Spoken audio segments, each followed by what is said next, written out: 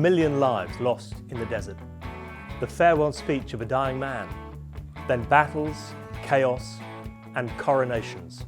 This is God's big picture, the partial kingdom, place and king.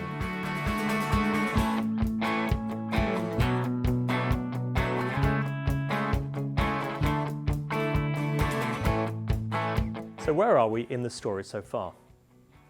Well, after the fall, when human beings destroyed the perfect creation, God promised to put things right again. There are four main elements to this promise. In our last study, we looked at the Exodus, the giving of the law, and the building of the tabernacle. And we saw how they partially fulfilled God's first two promises, to raise up a people and to bless them. That took us to the end of Leviticus. Next up are God's other two promises. To give his people a place or land to live in, that's in Numbers to Joshua, and a king to rule over them, in Judges to Chronicles. So that's where we're going today. We're still in the partial kingdom, and we'll start with the promise of God's place. So let's remind ourselves of God's promise of a place or land way back in Genesis 12. Referring to Canaan, God said to Abraham, "To your offspring I will give this land." And Numbers to Joshua tells us how this great promise came true. So having received God's law in the thunder of Mount Sinai, the Israelites are now poised to set out on their journey to the promised land. But the book of Numbers is actually a record of disobedience and delay, a depressing tale. The Israelites start grumbling from the moment they set out.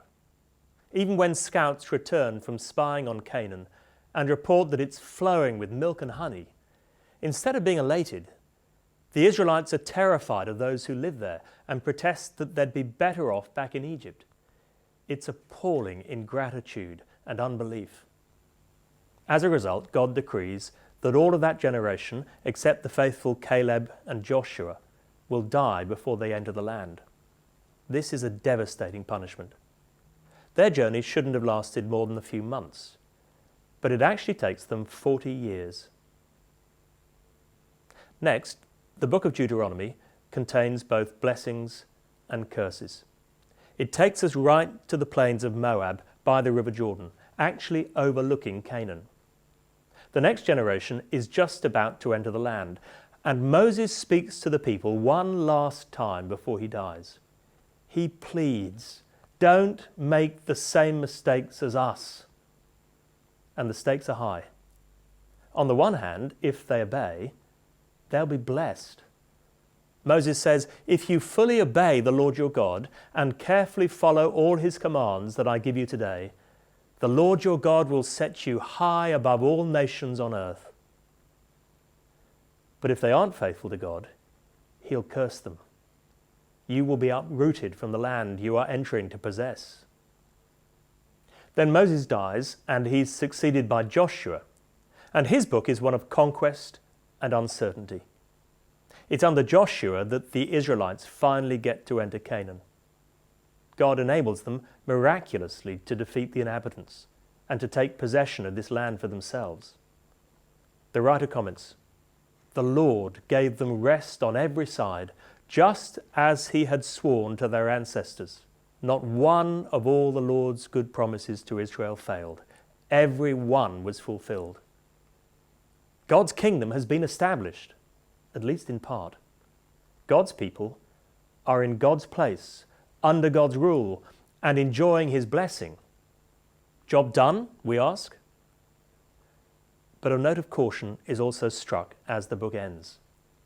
Joshua preaches a heartfelt farewell sermon to the people before he dies, echoing Moses in Deuteronomy. He passionately urges them to fear God and obey his law. But he also warns them that if you turn away, the Lord your God will no longer drive out these nations before you. And worse still, he says, they'll be evicted from the land.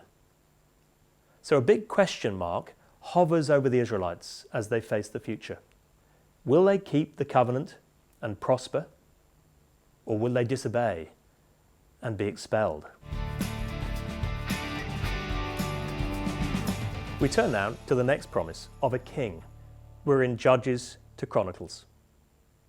Abraham wasn't told that God's people would be ruled by a king, but it is stated elsewhere.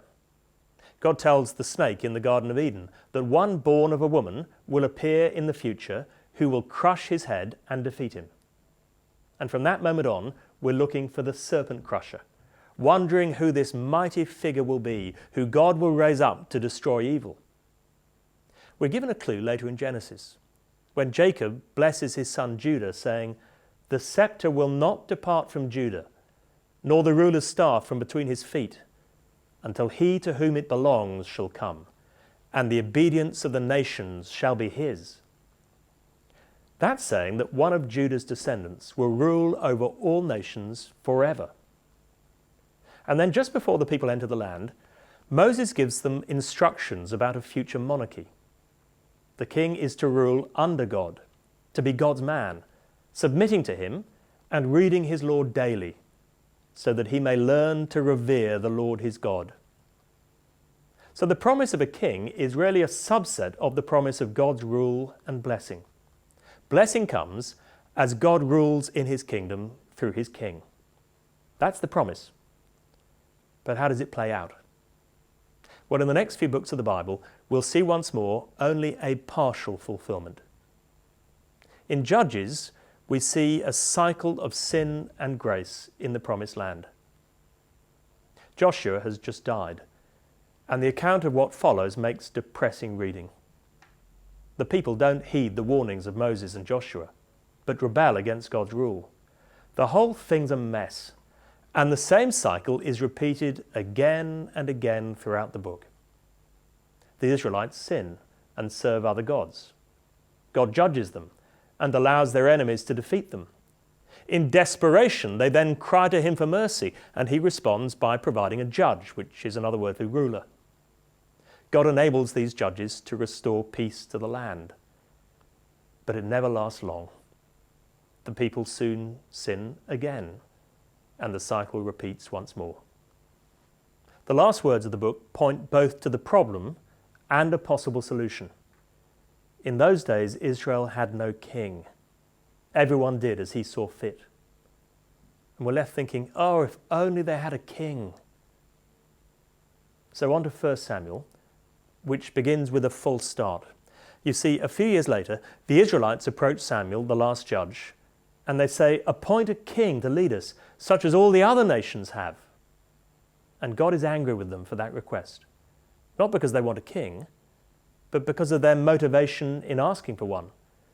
They want a king instead of God, as the surrounding nations had, rather than a king under God, such as the one Moses had envisioned in Deuteronomy 17.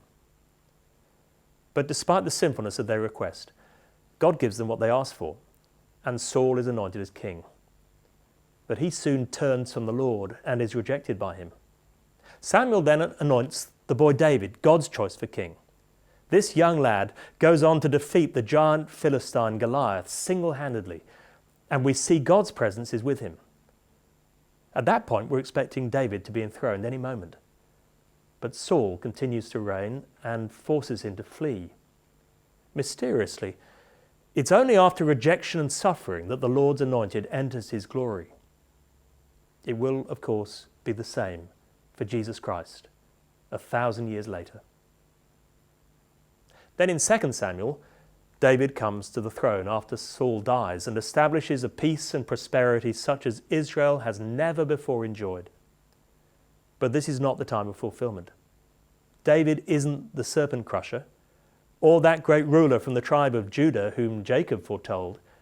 There's still one greater to come, as God makes clear to David through the prophet Nathan in 2 Samuel 7. The future of God's covenant promises depend on this coming king, who will be a descendant of David and also a son of God. God says, "I will be his father, and he shall be my son.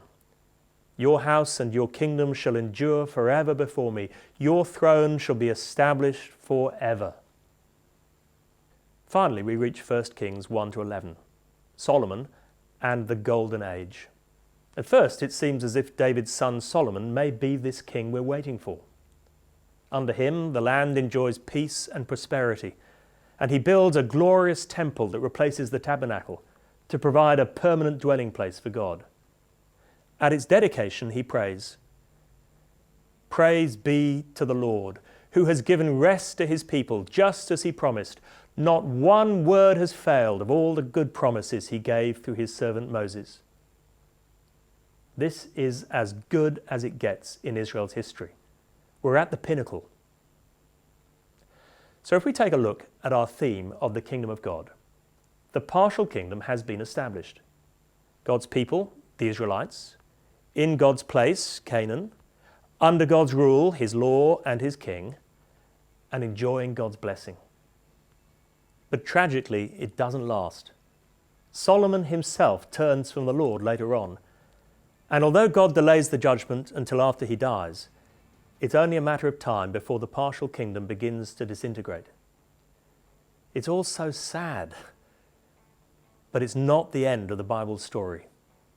In fact, all we've learnt about today was only a model. The reality was still to come. Just think back to that model of an aeroplane you made as a child. It may have been very impressive, but it wasn't the real thing. It pointed to something bigger and better, the actual plane. Well, in a similar way, this partial kingdom is just a shadow. It points beyond itself to something far, far greater, Jesus Christ, and the perfect kingdom God will establish through him. But we're not there yet. Before we get to Jesus, we need the prophets to fill in the details of this coming king, which is exactly where we'll be going next time, in the prophesied kingdom.